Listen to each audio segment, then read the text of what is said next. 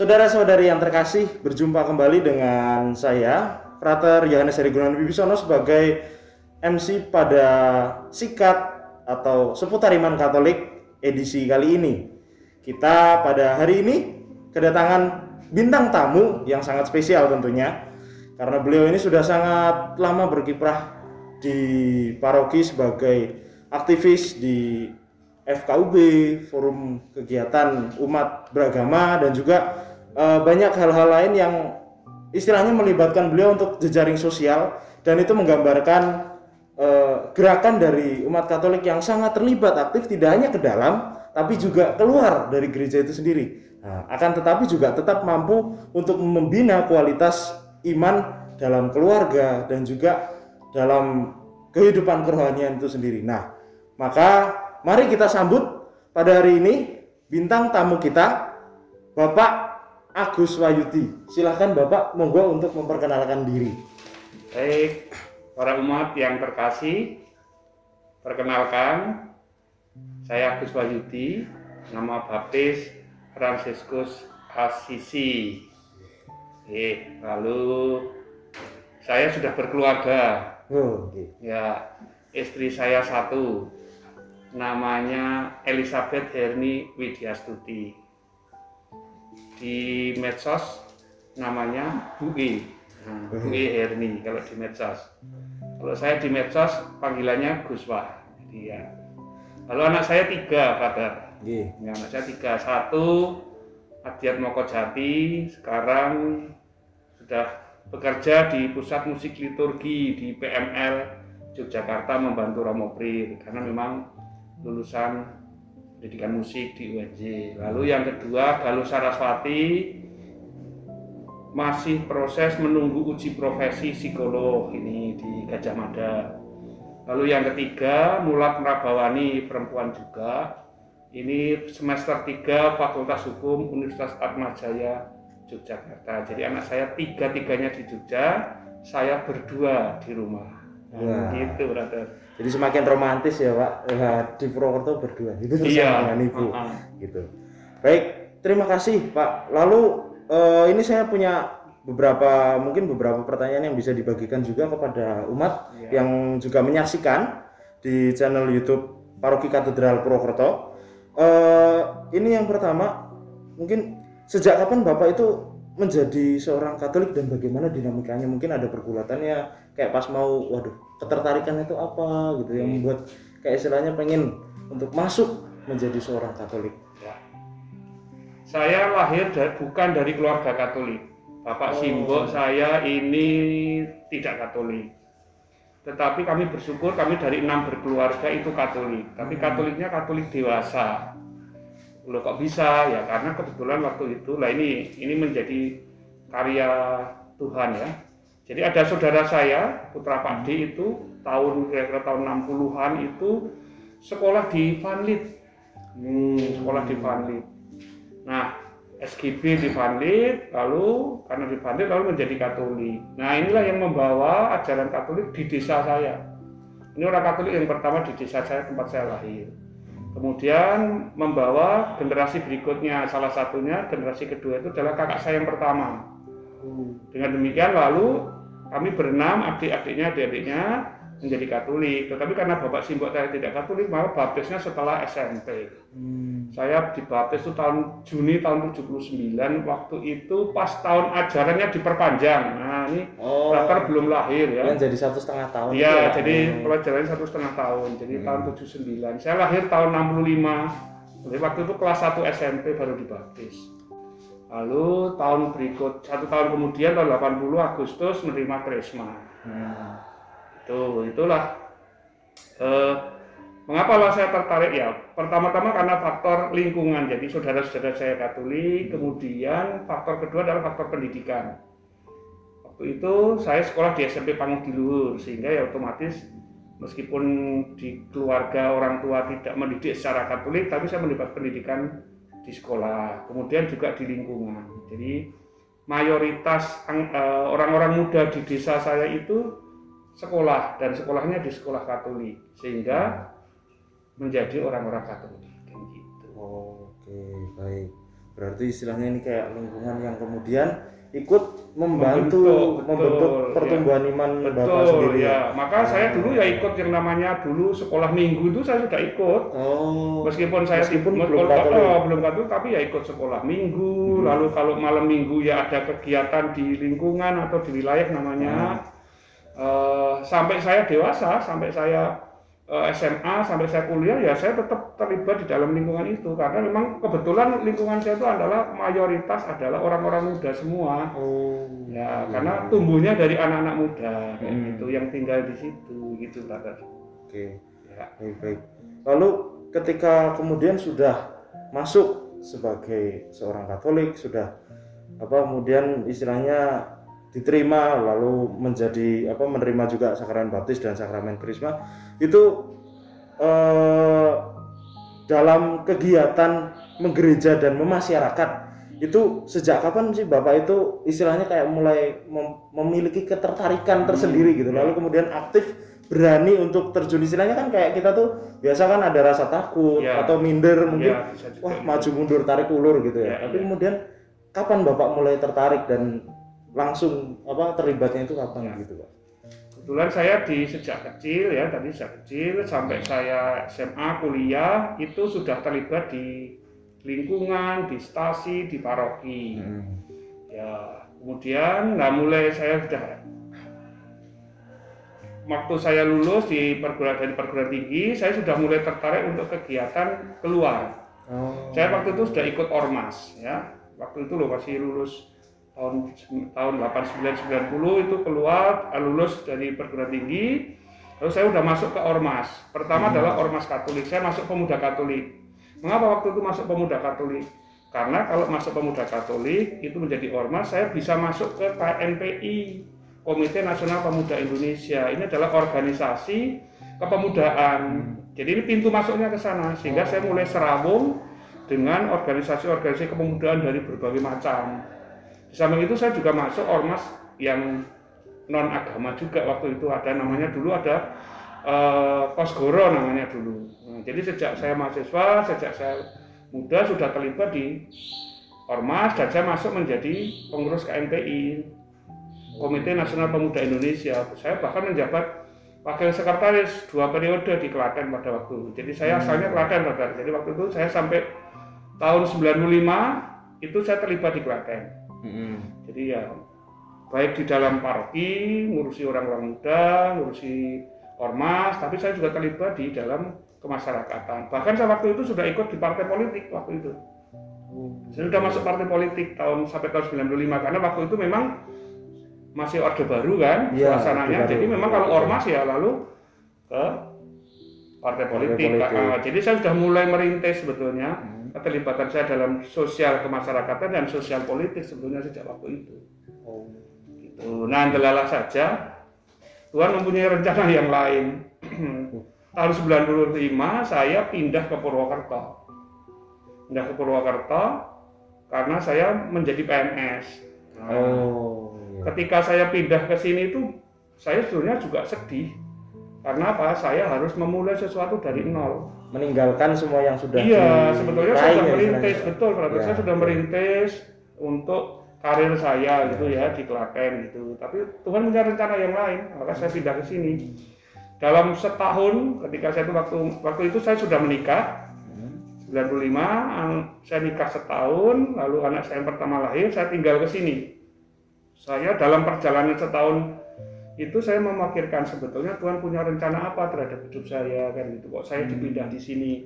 Di satu sisi saya meninggalkan apa yang sudah saya siapkan, di sisi lain saya harus mulai dari nol lagi. Dan dari sisi ekonomi rugi sebetulnya waktu itu jadi PNS.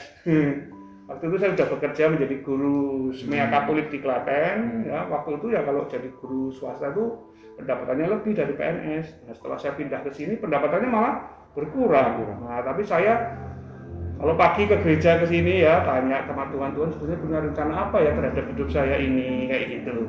Ya sudahlah akhirnya saya memulai hal yang baru di sini, menghidupi sebagai PNS di SMA 1 Purwokerto. Nah kemudian karena keterpanggilan jiwa saya untuk tetap keluar, tidak hanya ngurusi terlibat di dalam gereja saja, di dalam internal gereja. Maka waktu itu saya lalu merintis bersama teman-teman, saya membuat organisasi guru independen, ya, namanya Forum Interaksi Guru Banyumas. Saya membentuk bersama teman-teman organisasi guru alternatif. Tujuannya apa? Tujuannya untuk ikut serta membangun pendidikan melalui kebijakan-kebijakan yang dibuat semacam itu. Nah, dari sana lalu saya mulai dikenal oleh banyak orang di sini, di lingkungan sini gitu. Nah, dari situlah saya lalu dari organisasi guru ini saya terlibat menjadi anggota Dewan Pendidikan Kabupaten 2 periode kayak gitu. Nah, di tengah-tengah perjalanan karier saya jadi guru, saya tinggalkan. Saya pernah menjadi pengawas pemilu, jadi anggota Badan Pengawas Pemilu di Kabupaten Banyumas ini, Bawaslu, selama 2 tahun. Setelah itu saya keluar dari guru menjadi anggota Komisi Pemilihan Umum di Banyumas 5 tahun. Saya masuk SMA 1 tahun 95, 2008 keluar dari SMA 1, meniti karir di Komisi Pemilihan Umum Kabupaten Banyumas. Kemudian sampai 2013.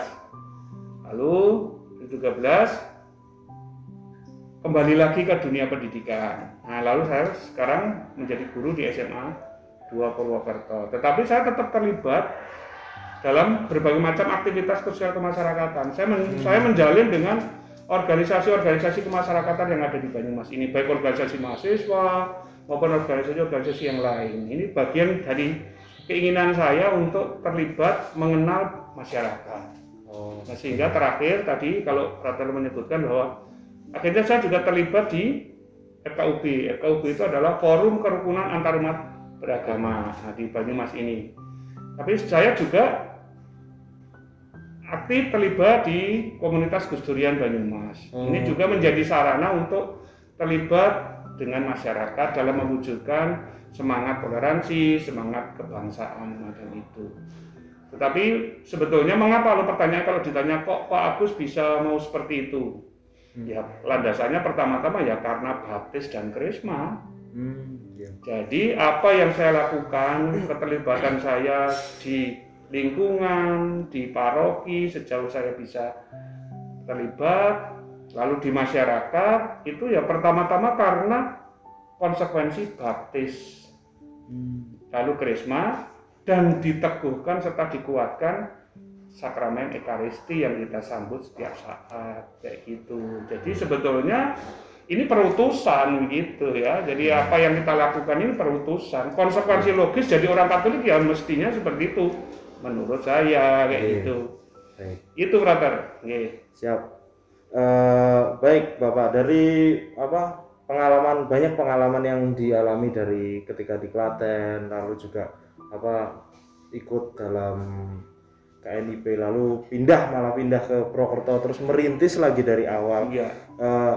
Lalu tadi kan Bapak sempat mengungkapkan bahwa ya ini risiko dari menjadi orang Katolik itu perutusan. Iya. Namun selain dari itu semua, kira-kira itu sebenarnya apa yang menjadi api bagi Bapak itu sendiri untuk istilahnya kayak menjadi semangat atau landasan dari untuk bisa terus menerus mendorong Bapak untuk tetap bahkan tadi mencoba untuk membuat paguyuban guru se-Banyumas seperti itu. Itu tuh kira-kira apa yang menjadi istilahnya yang mendorong Bapak semangatnya itu apa gitu? Oke, baik. Jadi pertama-tama kan kalau kita bicara sebagai orang Katolik ya tadi landasan pertama adalah konsekuensi dari baptis.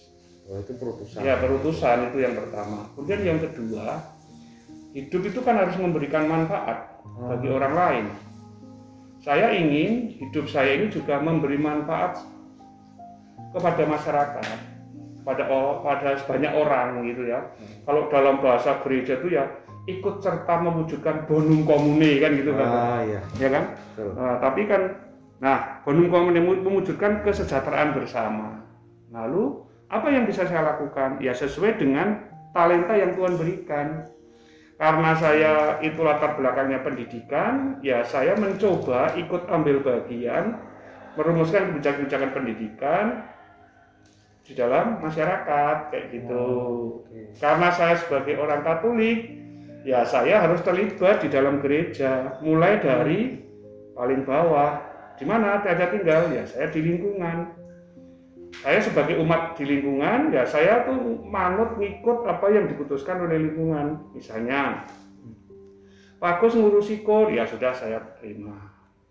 Karena bagian tadi loh, ini adalah bagian supaya hidup saya memberikan manfaat bagi masyarakat, bagi orang lain. Simbol bapak saya itu selalu berpesan begini, nanduro kabecikan. Nah, jadi supaya kita tuh menanam kebaikan, hidupnya itu harus berguna, menanam kebaikan bagi banyak orang, supaya nanti buahnya juga berbuahnya kebaikan juga bagi orang lain. Nah, apalagi kita sebagai orang Katolik tadi. Kalau dalam orang itu kalau kan gini toh bahasanya. Kalau bahasa Inggrisnya kan mewartakan kabar sukacita kan gitu ya. Nah, memaparkan kabar sukacita. Nah, mengabarkan kabar sukacita itu caranya piye kan gitu ya. Dengan cara apa ya? Dengan cara talenta, berkat yang Tuhan berikan kepada saya. Karena saya di dunia pendidikan, saya terlibat dalam dunia pendidikan. Kemudian karena saya juga tertarik dalam urusan sosial, politik dan keagamaan, ya saya lalu melibatkan diri dalam urusan-urusan sosial kemasyarakatan, termasuk urusan membangun hubungan baik dengan agama lain. Maka keterlibatan itu. Jadi sekali lagi saya ingin menjadikan diri saya ini bermanfaat, berguna bagi orang lain sekecil apapun kayak itu. Dalam mungkin kalau saya menerjemahkan dalam bahasa sehari-hari itu ya supaya saya terlibat menjadi berkat bagi orang lain. Itu katanya. Ya, baik. Terlibat menjadi berkat bagi orang lain. Nah, ketika kita istilahnya mendengar tadi Bapak ingin terlibat menjadi berkat bagi orang lain, namun seringkali itu kan banyak orang yang pengen untuk bisa juga apa ya istilahnya terlibat di luar, namun mereka takut untuk istilahnya aduh nanti kalau misalkan saya nggak bisa fokus dengan keluarga saya bagaimana. Apalagi juga kan banyak tidak sedikit untuk saat ini tuh anak-anak kaum muda itu yang orang tuanya misalkan aktif dalam tanda kutip aktif di gereja, tapi kemudian lupa terhadap meluangkan waktu terhadap anaknya, lalu kemudian ini juga istilahnya menjadi kayak mungkin keprihatinan bagi kita juga. Nah, untuk itu saya ingin mencoba untuk mungkin bertanya kepada Bapak, bagaimana cara Bapak sendiri untuk kayak istilahnya membagi waktu antara keluarga, terus juga kesibukan pekerjaan dan juga keaktifan Bapak sendiri dalam kegiatan gereja dan masyarakat itu kan banyak sekali, Bapak terlibat dalam banyak hal gitu. Tapi tetap bisa istilahnya kayak memberikan, tetap fokus bisa memberikan waktu dalam porsinya dan juga tidak ada yang dikorbankan istilahnya seperti itu. Tuh mungkin bisa dibagikan kepada umat yang menjadi umat yang pemirsa pada saat ini. Ya saya mengalir saja Pak. Jadi pertama mengalir, yang kedua ya kalau saya sudah sanggup ya saya harus melaksanakan secara sungguh-sungguh kayak gitu ya. Saya mengalir saja. Ya kalau pagi dinas ya dinas bekerja. Kalau setelah dinas ada tugas dan tanggung jawab di lingkungan, di paroki atau di luar ya saya laksanakan kapanpun kayak gitu. Misalnya kalau pas pagi, delala pas dinas juga ada undangan-undangan di luar, misalnya FKUB, Gus Durian dan macam-macam, ya kita atur saja, kita atur sebaik mungkin gitu loh, supaya semuanya tetap jalan kayak gitu. Ya delalah saja, delalah ya kebetulan ya Tuhan memberikan berkat bahwa karena saya mengalir ya kalau saya jalani saja dengan sukacita gitu ya, akhirnya ya semuanya bisa terlaksana dengan baik kayak gitu. Jadi sekali lagi kok ramutung ya, mungkin bahasanya begitu ya. Saya sekali lagi saya hanya ingin memberikan sesuatu sedikit saja untuk orang lain, untuk masyarakat, sehingga tidak boleh mutung gitu ya. Nih lalu soal nggak usah mengeluh, wong sudah wes sanggup kok. Kalau mungkin kalau bahasa ekstrimnya gitu ya inilah konsekuensi logis jadi wong Katolik, panggilannya itu di situ gitu loh, ajur-ajer di dalam masyarakat. Kalau dalam ajur-ajer itu bahasa Inggrisnya menjadi garam dan terang dunia tuh gitu ya, ajur-ajer itu terlibat bersama masyarakat kayak gitu. Sekaligus nah ini kehadiran saya di dalam masyarakat itu juga menjadi tanda tanda ya saya hadir sebagai orang Katolik di tengah masyarakat. Orang kan tahu, oh namanya FA Agus Wahyudi. Orang masih kenal FA Agus Wahyudi mesti orang Katolik kan gitu. Jadi secara tidak langsung saya ikut hadir di situ. Kalau ya mungkin bahasanya terlalu tinggi mungkin ya. Ikut menghadirkan gereja di tengah masyarakat, bahasanya seperti itu. Sekali lagi ini panggilan dan perutusan kita sebagai orang Katolik. Semua orang setelah dibaptis, menerima krisma, menerima sakramen Ekaristi, ya ini sudah menjadi konsekuensinya kan gitu. Lalu kok bisa? Ya ini harus berproses, tidak bisa ujuk-ujuk. Maka sejak muda, sejak sekolah itu sudah mulai terlibat.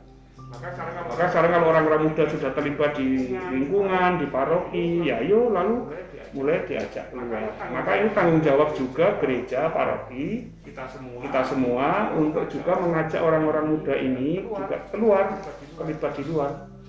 Supaya apa? Mereka punya pengalaman. Tetap harus ada yang ngajak, harus ada orang yang menuntun, gitu loh mas. Kalau bahasanya orang lain harus ada mentornya, gitu loh mas. Saya pun juga ada yang nuntun dulu, ada yang mengajak, yang nuntun, yang mendorong untuk terlibat di luar. Dan yang menyenangkan tentunya hancane oke. Nah, temannya banyak sehingga bisa seneng lah temannya banyak itu. Kalau ada apa-apa itu gampang temannya oke hancane kan gitu. Ya. Baik Pak Agus, tadi kan Bapak sudah bercerita banyak soal pengalaman Bapak, keterlibatannya, dan kemudian juga cara membagi waktunya itu ya dengan mengalir saja, dan kemudian dilalah percaya bahwa ketika kita bisa melaksanakan apa yang sudah menjadi tanggung jawab kita, kemudian Tuhan pasti akan kayak memperlengkapi begitu karena itu perutusan gitu. Dan ketika saya melihat mencoba untuk memahami itu, kemudian meskipun Bapak bisa untuk menjalankannya dengan mengalir saja, itu bagaimana cara Bapak sendiri untuk mewariskan iman kepada anak-anak Bapak gitu kan? Biasanya kan mungkin mereka punya cara pandang yang lain gitu, atau juga mungkin mereka punya cara menanggapi yang lain, itu bagaimana Pak? Ya. Bisa diceritakan? Baik. Saya mewariskan iman, katakanlah bahasa gitu ya. Saya dengan mengajak mereka. Jadi misalnya bagaimana supaya anak mulai tahu lingkungan ya. Kalau saya dulu misalnya pas latihan anak-anak waktu masih kecil-kecil di rumah ya, masih sekolah di sini. Ya kalau saya latihan kor bersama ibunya ya tak ajak. Langsung ke lingkungan. Iya, saya ajak, iya. Kalau ada misal lingkungan ya saya ajak. Dengan cara melibatkan.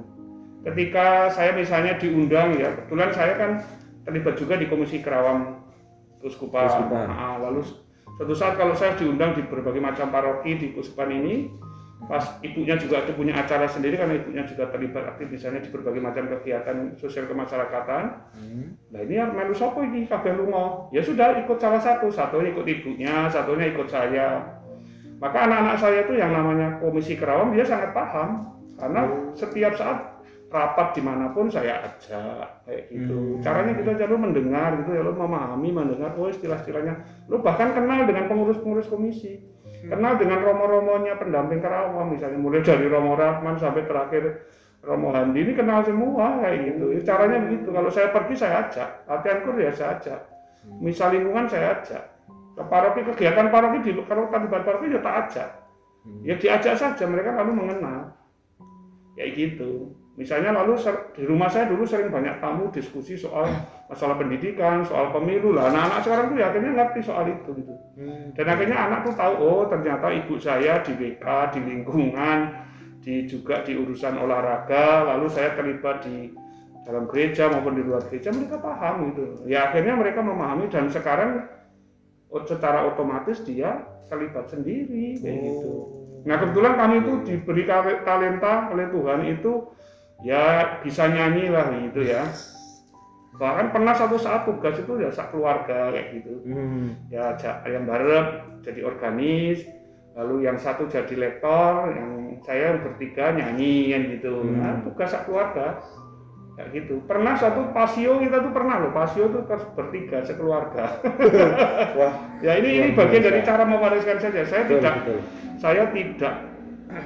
tidak ngajari secara teoritis gitu ya. Ya pokoknya learning by doing saja. do it gitu ya. Nah, diajak dilibatkan gitu. Ya ke gereja ya pokoknya diajak saja lah terlibat sehingga mereka tahu oh ini toh yang dilakukan bapak ibunya. Oh nek jadi wong Katolik itu seperti itu toh kayak gitu. Ya puji Tuhan lalu ya ternyata anak-anak saya juga mau terlibat dalam di gereja maupun juga di masyarakat kayak gitu. Ketika masih di sini ya semua pasti aktivis Dinar, aktivis orang muda di sini kayak gitu. Bahkan ketika saya terlibat di FKUP, di Gus Durian, kalau pastinya saya ajak, saya libatkan sehingga mereka juga kenal kayak gitu. Jadi caranya diajak kayak gitu, sehingga otomatis ya mereka akan mengenal sendiri, akan tertarik juga gitu loh. Anak saya yang terakhir itu akhirnya tertarik juga di urusan pemilu. Kemarin waktu di sini magang di KPU loh, kok bisa ya? Karena sejak kecil itu sudah biasa mengenal dunia kepemiluan karena sering di rumah, sering diskusi, sering ngobrol soal kayak gitu. Atau ketika kami di rumah cerita-cerita sama ibunya, sama anak-anak soal gereja, soal kegiatan macam-macam, ya otomatis kan mereka tahu kan gitu. Panggilannya lewat itu saja, cara mewariskannya kayak gitu. Learning by doing. Ya, learning by doing ya. Dampaknya luar biasa gitu ya. Istilahnya kayak mungkin bukan dampak tapi hasilnya yang diperoleh itu luar biasa sekali. Harapannya begitu Brother ya. Harapannya menjadi anak-anak yang tetap ya menjadi anak-anak yang beriman kuat, teguh, tapi juga terlibat di luar juga nantinya gitu loh. Jangan hanya hidupnya untuk dirinya sendiri di dalam, tapi juga harus memberi manfaat semaksimal mungkin bagi kepentingan banyak orang. Menurut saya gitu. Iya. Gitu. Luar biasa sekali. Dan mungkin ini istilahnya kayak pengalaman Bapak itu kan menjadi pengalaman yang banyak orang mungkin ingin tertarik juga seperti Bapak dan keluarga gitu. Bisa istilahnya terlibat di luar dalam tanpa mengorbankan salah satu. Nah, itu tapi istilahnya masih kayak bingung nih caranya seperti apa, atau mungkin kayak masih ada gelisah, masih ada rasa takut dan kayak istilahnya kalau mau bikin mungkin kayak pengalaman kecil saya kalau misalnya membuat skripsi itu rasanya lemili itu angel gitu Pak. Ya. Nah, itu istilahnya mungkin apa yang istilahnya bagi apa ya cara-cara Bapak untuk mungkin bisa menyemangati umat supaya istilahnya mereka tetap yakin lah lakoni bae ngono lah. Gitu. Jadi ya ada komitmen bersama dalam keluarga. Artinya bahwa saya juga memberi kebebasan kemerdekaan pada anak-anak dan istri untuk terlibat sesuai dengan minat bakatnya masing-masing. Anak-anak dan istri juga memberi kebebasan kepada kita masing-masing. Jadi ya caranya kita ya membuat komitmen bersama saja. Jadi membuat komitmen dan berusaha untuk saling memahami kayak gitu ya. Misalnya saya terlibat gitu, ibunya juga terlibat, mungkin piye anaknya ngurusi siapa kayak gitu misalnya. Ya sudah ada komitmen bersama saja kayak gitu. Intinya tidak usah khawatir bahwa nanti anaknya terlantar, tidak menurut saya. Tidak akan terlantar. Jadi komitmen pribadi dan komitmen dalam keluarga itu menjadi penting. Nah, karena kalau sudah punya komitmen di dalam keluarga dan pribadi, lalu ya menjalaninya enak kayak gitu. Dan yang kedua adalah sekali lagi muncul dari dalam dirinya bahwa saya ingin memberikan sesuatu untuk banyak orang, tidak hanya di internal gereja, tetapi juga harus di luar gereja. Ya, memberi itu apa? Memberi sesuai dengan kemampuan talenta kita masing-masing kok. Cukup sederhana gitu. Terlibat itu sudah memberi menurut saya. Gitu. Terlibat itu sudah memberi sesuatu. Dan yang sangat menarik menurut saya dari pengalaman itu adalah keterlibatan kita di luar itu juga memudahkan dalam banyak urusan untuk kepentingan pribadi maupun kepentingan banyak orang juga, karena kita dikenal oleh banyak orang kayak gitu. Jadi kalau ada persoalan-persoalan lalu ya kita bisa komunikasi, menjalin relasi kayak gitu. Jaringannya kan luas terkenal. Ya, jaringannya luas. Kalau ada persoalan-persoalan ya kita lalu bisa berkomunikasi dengan jaringan kita ini. Dan jaringan ini juga harus dimanfaatkan, memberikan manfaat untuk kepentingan juga banyak orang. Harusnya begitu. Jadi sebagai orang Katolik itu ya seperti tema di sinode, ya toh? Menghidupi panggilan, melaksanakan perutusan, itu melekat di dalam diri kita sebagai orang Katolik. Konsekuensi logis tidak boleh ditolak. Jadi ini sudah, kalau dalam bahasa ini wajib hukumnya, bukan sunnah.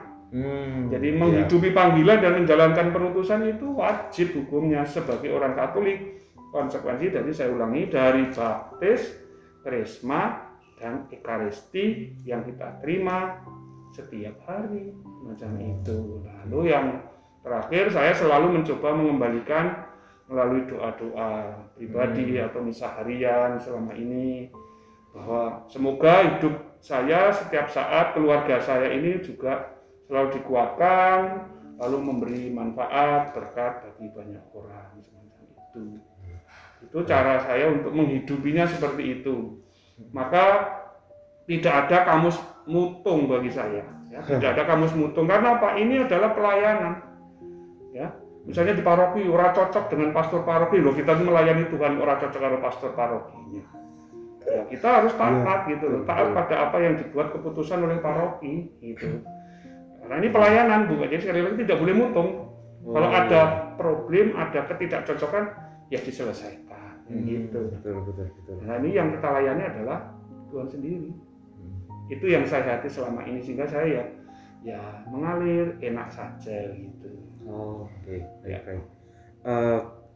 Lalu kira-kira ketika Bapak terlibat di dalam gereja dan juga di luar gereja, ini mungkin menjadi pertanyaan yang mungkin semoga bisa menyemangati juga umat kita dan juga gereja itu sendiri, bahwa dari kegelisahan yang mungkin Bapak tangkap nih ya, apa yang menjadi harapan bagi umat Katolik dewasa ini supaya keberadaan atau eksistensi gereja itu tetap diakui dan berdampak bagi kehidupan bermasyarakat. Gitu. Keberadaan gereja, kalau supaya tetap gereja tetap signifikan dan relevan, itu ya tergantung dari kita masing-masing. Bagaimana kita membawa diri di tengah masyarakat melalui tugas dan perutusan kita masing-masing, melalui talenta, melalui pekerjaan yang sudah kita hayati sehari-hari. Jadi kalau saya hidup di tengah masyarakat, saya terlibat menjadi pengurus RT, menjadi pengurus Dawis, menjadi pengurus RW, itu juga bagian dari keterlibatan kita menghadirkan gereja di tengah masyarakat, kan gitu. Lalu siapa? Melalui diri kita, kan orang tahu, oh Pak Agus ini Katolik, kan gitu. Oh Bu Herni ini Katolik, kan gitu. Tidak harus menyatakan bahwa dirinya Katolik, tapi saya mau terlibat, kan gitu. Itu otomatis akan dikenal gereja, kayak gitu, sehingga nanti orang semakin mengenal, kan gitu. Termasuk juga keterlibatan yang lebih tinggi lagi di kehidupan sosial kemasyarakatan. Nah, silakan nanti orang-orang muda ini harus diajak untuk terlibat di dalam, mungkin masuk organisasi sosial kemasyarakatan yang umum, kayak gitu. Tidak hanya sosial kemasyarakatan di dalam gereja. Ya misalnya oke lah bahwa masuk PMKRI bagus, Pemuda Katolik oke, Ikatan Sarjana Katolik oke, WKRI oke. Ini kan masih ke dalam ya, toh? Nah ini menjadi sarana untuk membina diri, menempa diri. Nah ini kesempatan lalu berjejaring dengan pihak luar. Nah hadir di tengah masyarakat kayak gitu. Ini cara kita membawa gereja di tengah masyarakat. Jadi sekali lagi dengan cara apa yang kita bisa buat, bisa lakukan sesuai dengan tugas perutusan kita masing-masing, sesuai dengan pekerjaan kita masing-masing, sesuai dengan talenta yang Tuhan berikan masing-masing. Caranya gitu saja saya. Jadi kalau di gereja ya saya bisanya nyanyi kur, ya melu mazmur, sekon mau melu itu mesti gelem gitu. Itu karena caranya saja kayak gitu. Kalau yang lain bisa ya saya mau saja semacam itu. Jadi harapan saya, orang-orang muda yang sekarang masih terlibat ini diharapkan ya, ayo menempa diri di dalam gereja, serawung dengan teman-temannya, tapi juga jangan lupa serawung dengan masyarakat luas gitu, hadir di tengah masyarakat luas. Tidak usah takut, tidak usah merasa oh wong Katolik sithik gitu, enggak. Justru kita sedikit harus terlibat ajur-ajar di tengah masyarakat. Menurut saya itu, jangan takut, jangan khawatir. Ini menjadi cara kita untuk menghadirkan gereja di tengah masyarakat. Banyak cara sesuai dengan talentanya masing-masing. Begitu, brother. Baik, terima kasih Pak. Jadi kalau saya boleh menangkap itu dari pengalaman Bapak terlibat di apa namanya di ketika masih di Klaten, lalu juga kemudian pindah ke Purwokerto dengan semangat istilahnya mau apa namanya mau menjadi istilahnya kayak menjadi apa ya, menjadi berkat gitu ya, mau untuk terlibat bermakna bagi banyak orang, lalu kemudian mencoba untuk terlibat di berbagai macam paguyuban, kelompok, bahkan juga apa kegiatan umat beragama seperti FKUP Gus Durian, dan apa membawa semangat untuk kompromi dan saling percaya tentunya Pak di dalam keluarga itu sendiri. Akhirnya itu semua akan berjalan mengalir dan Tuhan selalu mencukupi seperti itu nggih.